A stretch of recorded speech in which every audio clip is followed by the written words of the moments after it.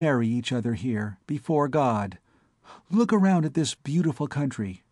Could there be a finer world upon which to found a new race? When we have decided to cut loose from the Arcturus, I told you that I was with you all the way, and now I'll repeat it, with a lot more meaning.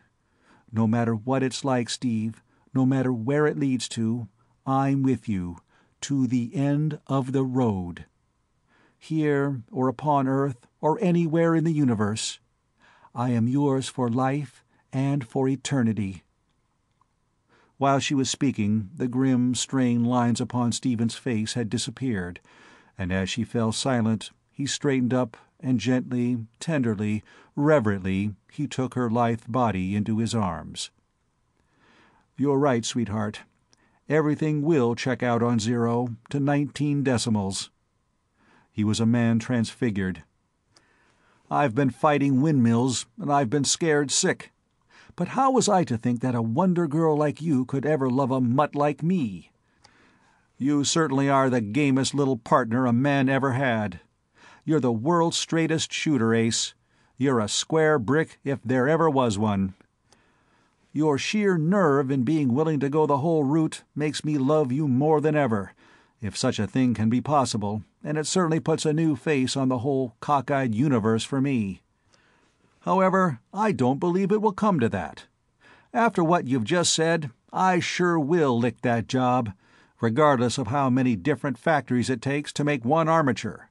I'll show that mess of scrap iron what kind of trees make shingles." The girl still in his arms, he rose to his feet and released her slowly, reluctantly, unwilling ever to let her go. Then he shook himself, as though an overwhelming burden had been lifted from his shoulders, and laughed happily. "See this cigarette?" he went on lightly. "The last of the Mohicans. I'm going to smoke it in honor of our engagement." He drew the fragrant smoke deep into his lungs, and frowned at her in mock seriousness. "This would be a nice world to live on, of course, but the jobs here are too darn steady. It also seems to be somewhat lacking in modern conveniences, such as steel mills and machine tools.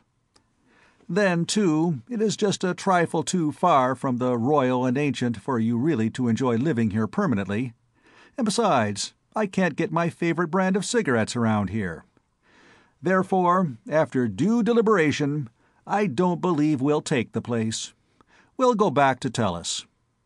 Kiss me just once more, Ace, and I'll make that job think a cyclone has struck it right on the center of impact. Like Samuel Weller, or whoever it was, I'm clear full of vigor, whim, and vitality."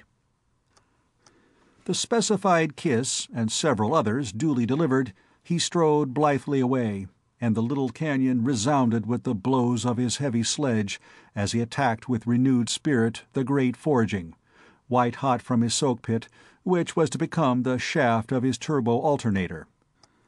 Nadia watched him for a moment, her very heart in her eyes, then picked up her spanner and went after more steel, breathing a long and tremulous but supremely happy sigh. End of Chapter 3.